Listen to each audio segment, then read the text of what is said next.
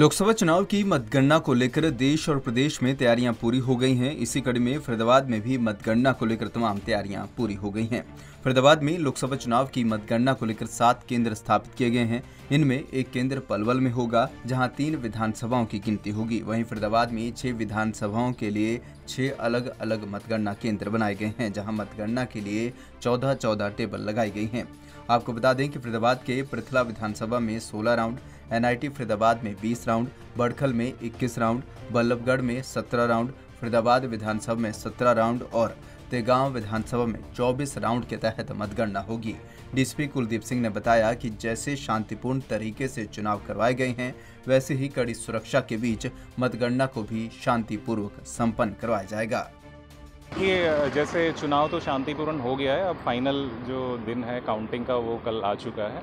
तो आम जन जो जैसे रेजिडेंशियल एरिया में ही हमारा स्ट्रॉन्ग रूम है, तो उनको भी दिक्कत ना हो और जो सिक्योरिटी व्यवस्था है उसमें भी कोई चूक ना हो पाए, तो इसके लिए मल्टी लेयर्ड ऑलरेडी सिक्योरिटी जो स्ट्रॉन्ग रूम की लगी हुई थी उसको हमने और बढ़ा दिया है कि बाहर में जो सराउंडिंग पेरिफेरी में रोड है तो वहाँ 200 मीटर का जैसे कि ईसीआई की तरफ से गाइडलाइंस है, तो उनको स्ट्रिक्टली फॉलो किया जाए कि उस पेरिफेरी में 200 मीटर का जो हमारे स्ट्रॉन्ग रूम से हटके जो एरिया बनता है वहाँ एक तरह से हम नो मैंस जोन उसको बनाएं, कोई गाड़ी की मूवमेंट ना होने दे और ओनली ऑथराइज्ड पर्सन जो हैं जो स्ट्रॉन्ग रूम में काउंटिंग की प्रोसेस से जुड़े हुए हैं, चाहे वो फिर काउंटिंग एजेंट हो या सरकारी मुलाजिम हो, तो उनको ही आने दिया जाए। तो इसके लिए अलग अलग लेवल पे हमारे नाके लग गए हैं और उन्हीं के लिए हम एक सॉर्ट ऑफ रिहर्सल आज कर रहे हैं। तो जो कर्मचारियों की ड्यूटी लगी है उसकी लिस्ट आपको हैंडओवर हो गई है? नहीं, अभी नहीं। आज रिहर्सल जैसा कि हम कर रहे हैं तो उसमें कुछ कमियां खामियां जो भी हैं उनको दूर करके उसको फाइनली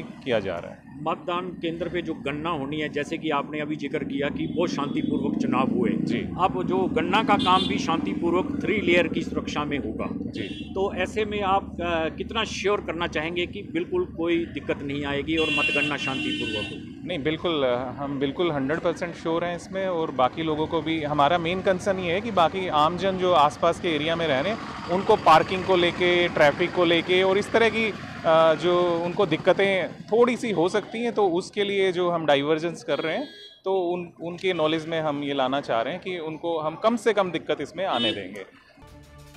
बता दें कि लोकसभा चुनाव 2024 की मतगणना के लिए काउंटडाउन शुरू हो गया है। कल सुबह 8 बजे से मतगणना शुरू होगी।